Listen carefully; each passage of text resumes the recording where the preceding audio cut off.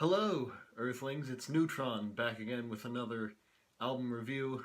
I figured it was high time I do one again since the band whose album I last reviewed has put out another album since, although to be fair that band is King Gizzard and the Lizard Wizard. But today we're examining Steven Wilson's new album, To the Bone. The album's name is To the Bone. For those of you who don't know, Steven Wilson is the English Jack White, in the same way that the Beatles were the English Kiss. This is the poppiest record he's been involved with yet, if you don't count Blackfield, for which he isn't the main songwriter, but this is the poppiest record he's done as the chief composer. If I were feeling more snarky, I would say to anyone who finds it weird Steven Wilson is making a pop record, Pure Narcotics, Stranger by the Minute, Lightbulb Sun, 4 chords that made a million, She's Moved On, The Rest Will Flow, Where We Would Be, Blackest Eyes, Trains, Lazarus, My Ashes, Sentimental, and to a lesser extent, Sever. Also, Hand Cannot Erase would be a really poppy song if it were not in 9/4. But I'm not feeling that snarky, so I won't say that. An interesting thing is that the first 2 songs on this album were co-written with Andy Partridge from XTC, which is a bit interesting considering Dave Gregory was on his last album, the masterwork Hand Cannot Erase, so maybe his next album will have Colin Moulding involved with it somehow. But anyway, let's get to the music. The album kicks off with the title track. Some really groovy vocoder and percussion at the beginning of this. The speech at the beginning kind of sets the tone, or at least for the song. Definitely one of the poppier, dancier songs with some sick guitar work in the middle, and super funky throughout.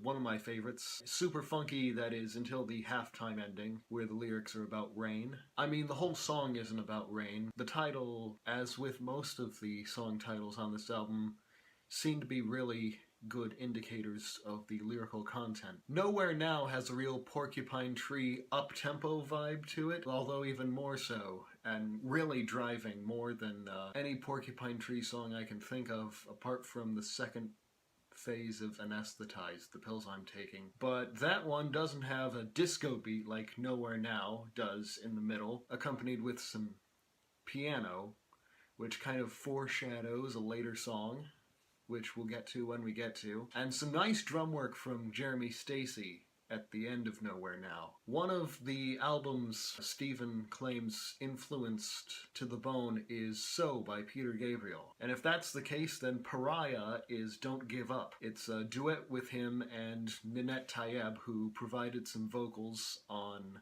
Hand Cannot Erase. Although she's singing a very Porcupine Tree melody, and I can almost hear Chris Maitland's backing vocals harmonizing with Steven on that bit, but Ninette's voice gives it an entirely new dimension and takes it to a new level, especially considering that her belt is the antithesis of Steven's signature whisper, and it's got some nice bubbling synth throughout.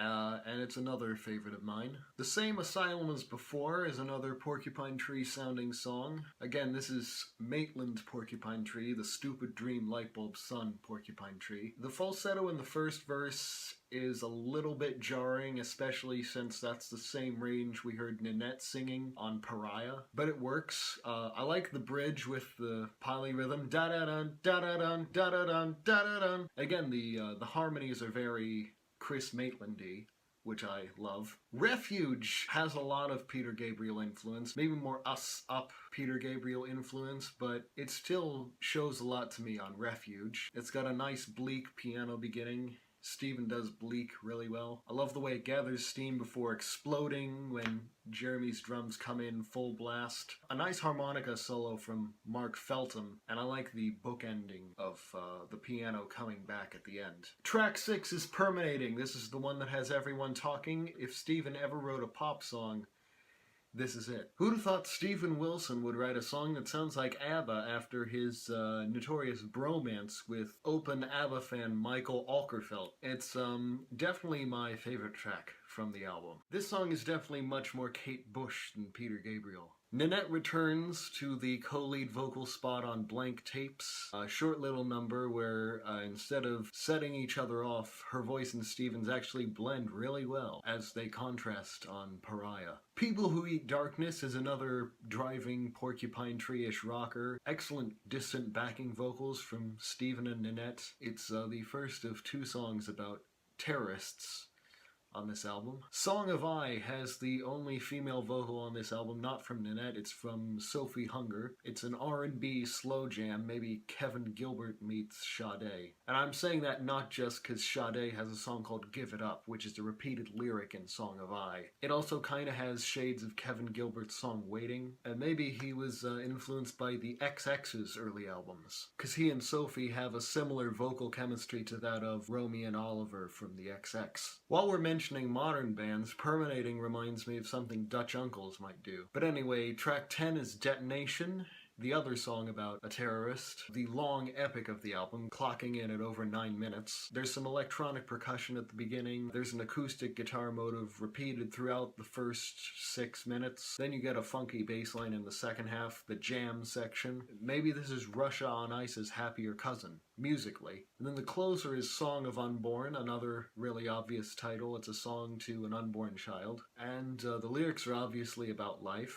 Good thing to tell someone who isn't alive yet about. It's another Porcupine Tree sounding song. There are some distant choir vocals in the middle. And the final lyric of the album is another unprecedented move for those of us who have this stereotype of Steven Wilson just writing bleak stuff in his lyrics. The ending lyric is, "Don't be afraid to die, don't be afraid to be alive, don't be afraid." So it's a nice change for him to end his albums on a positive note, and a hopeful one at that. So all in all, I really like this album. I can't compare it to much in his career because this is all a few years ago. I previewed some of the songs from his first two solo albums on iTunes, and I thought to myself, I would rather listen to Porcupine Tree, and unfortunately this led me to breeze over The Raven That Refused to Sing and Hand Cannot Erase until recently. So I'm essentially experiencing his three best solo albums all at once. But I love them all,